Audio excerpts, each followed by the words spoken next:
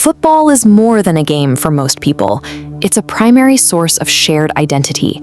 There is a visceral, collective dopamine rush that comes from thousands of people experiencing the same triumph at the exact same moment. But if you're at the viewing party feeling nothing, you know the social friction that follows.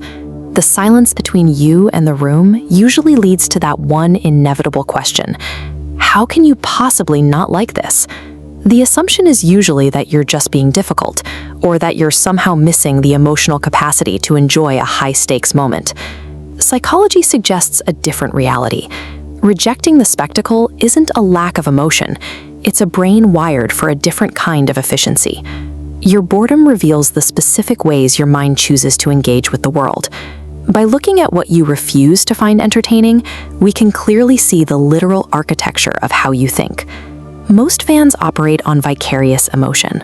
Their brains are highly sensitive to external success, allowing them to feel a biological reward, a hit of dopamine, simply by watching a team they support win a championship.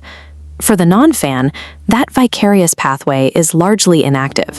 Your neurobiology doesn't register a team's win as your own. Instead, your dopamine is tied to your trajectory, the incremental, step-by-step progress you make on your own projects. This creates a need for what psychologists call diversified stimulation. You require variety and the pursuit of mastery, building, designing, or solving complex problems to trigger the chemical rewards that others get from a scoreboard. Because your rewards are internal, you often have a lower need for external validation.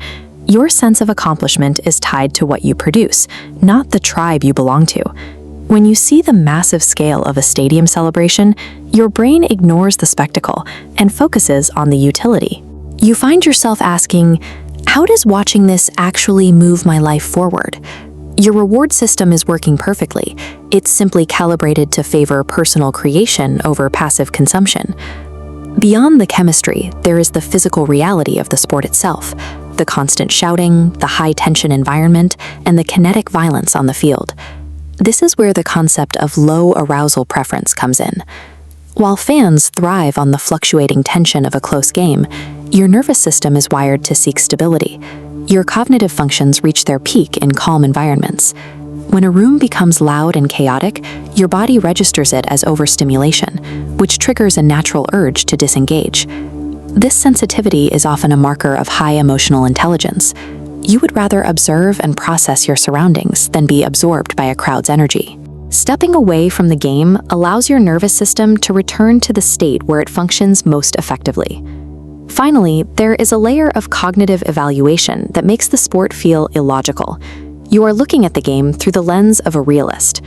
You might experience a form of existential detachment, the ability to see past the marketing, the manufactured rivalries, and the corporate branding that sustains the industry. Your brain performs a subconscious calculation of emotional return on investment. It asks what you are receiving in exchange for hours of your attention and finite emotional energy. To you, the transaction feels lopsided.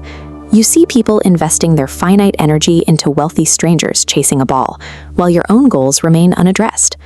Investing deep emotion into a system that yields no personal growth feels like a faulty transaction. Your mind chooses to protect that energy for something that yields a real result. Ultimately, your indifference to the game acts as a filter for your focus. You aren't missing out. You are actively preserving your cognitive resources.